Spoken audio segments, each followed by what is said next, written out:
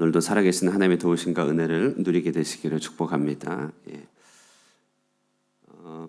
우리에게 닥친 큰 어려움과 답답한 일들이 있는데 주님의 도우심으로 거기서 벗어나게 된다면 우리 마음이 얼마나 기쁘겠습니까?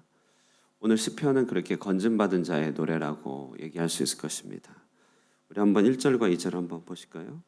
내가 여호와를 기다리고 기다렸더니 귀를 기울이사 나의 부르짖음을 들으셨도다. 나를 기가 막힐 웅덩이와 수렁에서 끌어올리시고 내 발을 반석 위에 두사 내 걸음을 견고하게 하셨도다. 아멘. 정말 큰 응답과 하나님의 인도하심을 받은 자의 기쁨의 함성이 들리는 것 같습니다. 내가 기다리고 기다렸더니 귀를 기우셨음이 이제 내가 알게 되는 것이죠. 그리고 참 힘든 일이었습니다. 내가 기가 막힐 웅덩이, 그 웅덩이가 얼마나 기가 막힌지, 기가 막힐 웅덩이와 수렁에서 스스로 나오지 못할 미끄러질 수밖에 없는 웅덩이와 수렁에서 끌어올리신 뒤에, 그게 다가 아니죠. 그 발을 반석 위에 아주 견고하게 두어서 내 삶을 지탱해 주시는 이 하나님의 능력을 좀 찬미하고 있습니다. 자, 이처럼 주님의 도우심으로 이런 웅덩이, 수렁에서 벗어나게 된다면 얼마나 기쁘겠습니까? 본문은 이렇게 하나님을 경험한 자의 그런 찬송과 또 기쁨의 노래가 연결되고 있죠. 3절에 보면 그러므로 이제 하나님에 대해서 뭐라고 얘기하냐면 새 노래로 찬양한다고 합니다. 이 새 노래는 옛날에 작곡된 노래가 아니라 새로 작곡된 노래, 그것을 말하는 게 아니죠. 똑같은 찬양도 하나님을 새롭게 경험한 뒤에 부르는 노래입니다.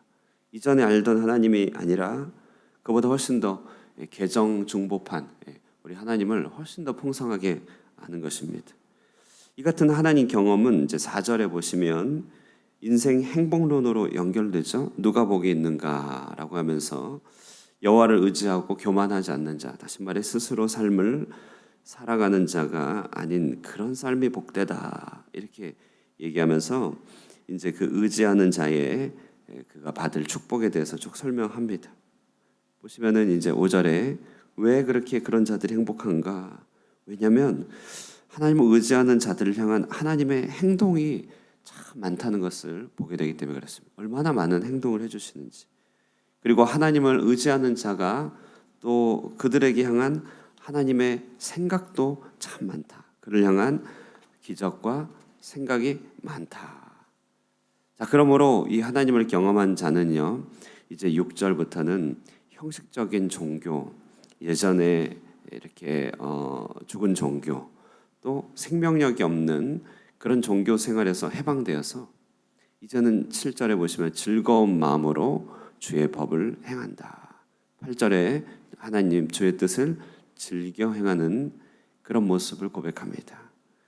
이제 8절 9절로 이제 9절 10절로 넘어가면서 이제는 간증과 나눔의 삶을 살아가는 것이죠. 내가 회중 가운데서 많은 사람들 가운데서 하나님 경험을 노래하겠다. 이제 이렇게 얘기함으로써 은혜를 받은 자의 모습을 잘 설명해 주고 있습니다. 자, 오늘 여러분 기도에 참석하신 여러분들, 정말 오늘 시편 40편에서 말하고 있는 것 같은 이런 시인의 큰 기쁨과 간증이 여러분의 삶 가운데 나타나게 되기를 주님의 이름으로 축원드립니다. 자, 그러면 오늘 본문을 통해서 몇 가지 교훈과 기도 제목을 한번 얻어볼까요? 첫 번째는요, 기도는 언제까지 해야 되느냐? 우리 이런 생각할 때 언제까지 기도해야 될까요? 언제까지요? 봤더니 기다리고 기다려 기가 막힐 웅덩이와 수렁에서 건져주심을 보기까지 기도해야 한다. 이렇게 우리는 교훈을 얻을 수 있습니다. 자, 오늘 기다린다는 말이 2번 나오죠.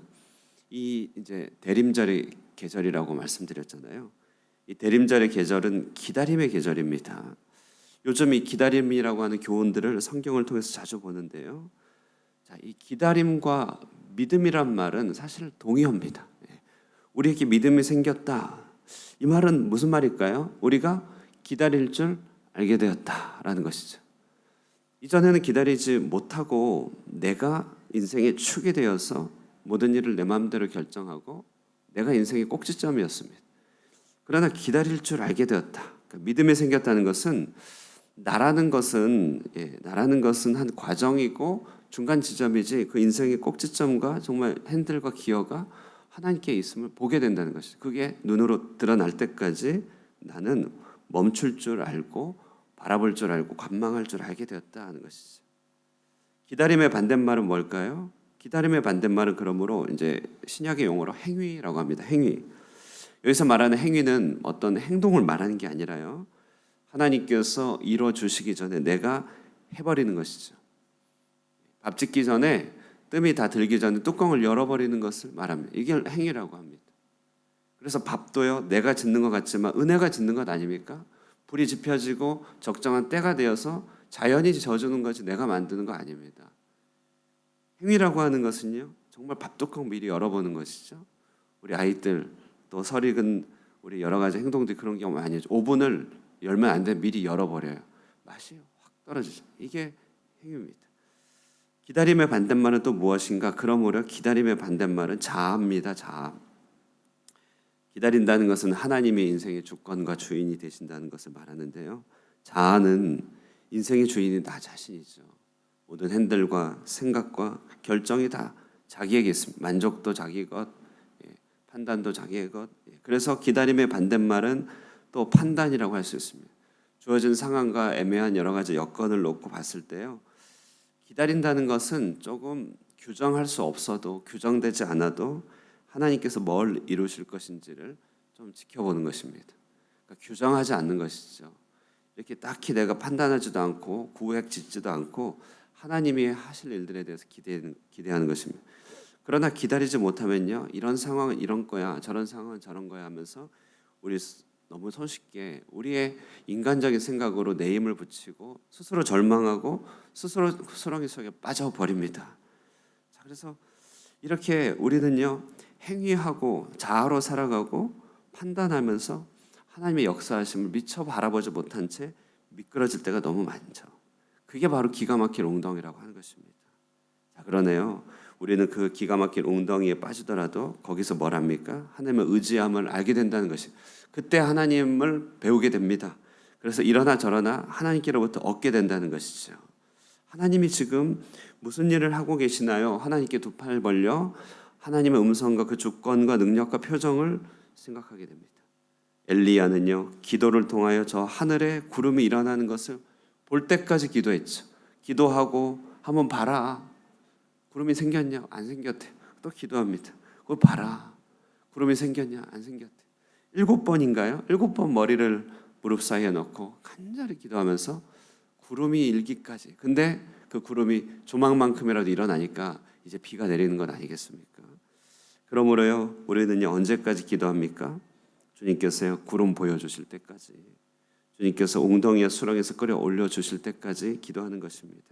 기도는 이처럼 기다림의 일입니다.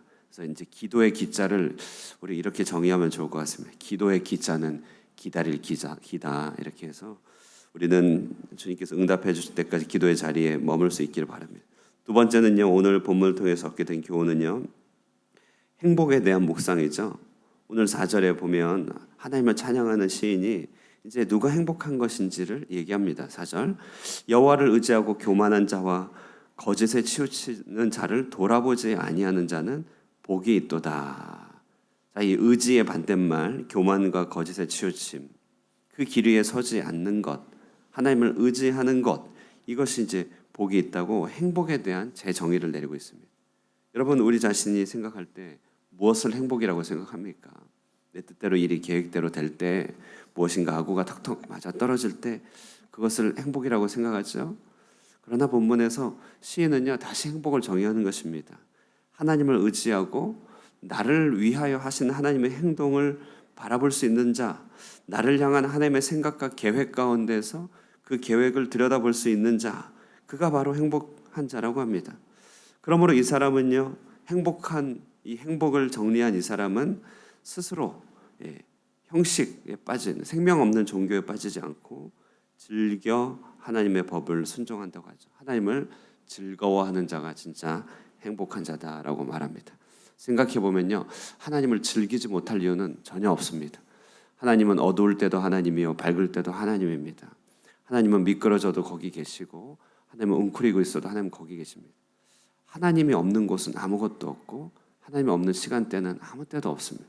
그러므로 하나님을 즐기지 못할 때는 아무도 없거든요. 오늘 시인은 그것을 경험한 것이죠. 종교의 형식에 어떤 내 생각에 매여서 하나님을 찾는 것이 아니라 하나님의 법 자체를 즐거워한다. 그것이 바로 하나님을 의지한다고 합니다. 그러므로요, 오늘 우리는요, 행복이 무엇인지를 다시 정의해야 됩니다. 하나님을 즐거워하는 것, 하나님을 의지하는 것, 그렇게 할 수 있는 마음이 있는 것 자체가 행복입니다. 오늘 이 아침에요, 오늘 기다림의 기도를 배웁니다. 그리고 인생 행복이 무엇인지를 시인을 통해서 교훈을 얻습니다. 여러 가지 우리의 삶과 우리의 또 여러 가지 부족함으로 기가 막힐 웅덩이와 수렁에 혹시나 빠져 있다 할지라도 하나님은 거기에서도 살아계셔서 우리의 기도를 기다리고 계시니 마침내 우리를 끌어내 올려주시고 반석 위에 세워주실 날들을 기대하시면서요, 이 아침에 굳센 믿음을 가지고 주 앞에 머물 수 있는 저와 여러분 되시기를 축복합니다. 기도하겠습니다. 사랑과 은혜 충만하신 하나님 아버지 감사합니다. 오늘 시인이 주님을 기다리고 기다려 기가 막힌 웅덩이와 수렁에서 끌려 올림을 받고 그 발을 반석 위에 세우셨음을 친히 경험하게 되었음을 우리가 목도하게 됩니다.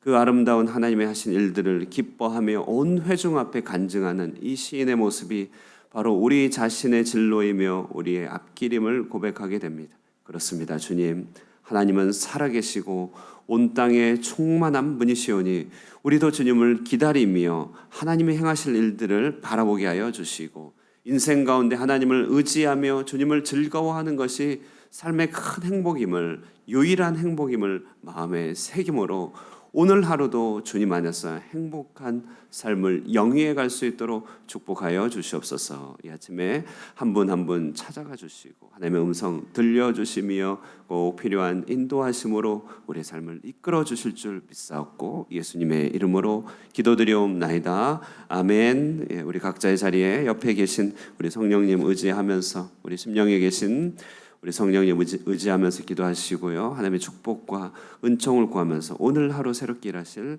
하나님을 기대하며 나아가도록 하겠습니다. 기도하겠습니다.